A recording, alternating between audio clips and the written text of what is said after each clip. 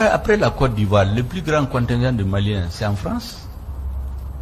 Après la communauté algérienne, la communauté la plus importante étrangère en France, c'est les Maliens. Ils sont nombreux. Leur poids dans notre économie est supérieur à l'aide française au Mali. Ils nourrissent des régions entières.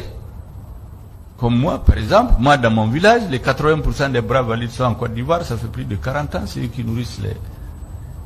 Et donc, il faut être un homme politique complètement désarticulé pour se mettre contre ce pays. Avec une capacité de production qui a augmenté de 60% entre 2011 et 2019 pour atteindre 2229 MW, le pays peut se permettre d'alimenter ses voisins. Abidjan ambitionne même de doubler sa capacité électrique actuelle au cours des prochaines années.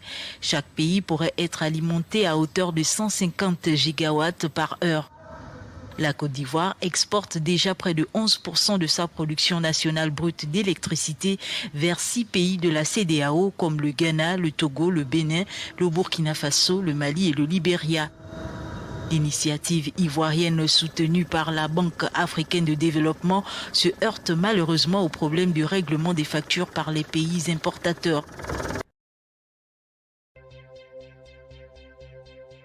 Donc, nous étions venus solliciter l'accompagnement et le soutien de la République serbe de Côte d'Ivoire pour nous aider à rendre moins difficile les jours, cette période de canicule pour le peuple malien, en concourant toujours à l'importation que la Côte d'Ivoire nous assure depuis un certain nombre d'années et de façon d'ailleurs très régulière. La Côte d'Ivoire s'engage à vendre à la Guinée 11 MW d'électricité par an.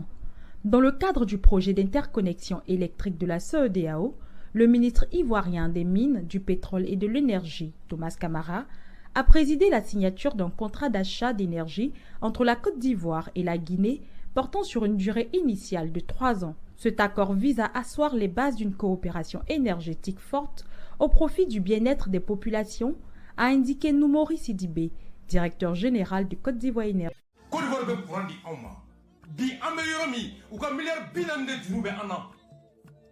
40 milliards.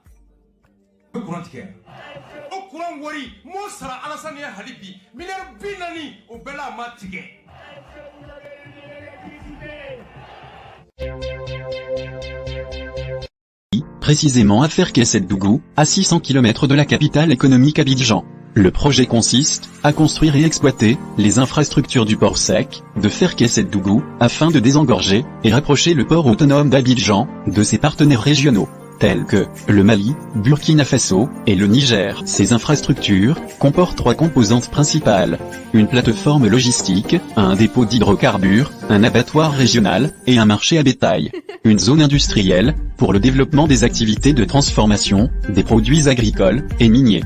Ce projet fait partie des projets prioritaires au niveau sous-régional.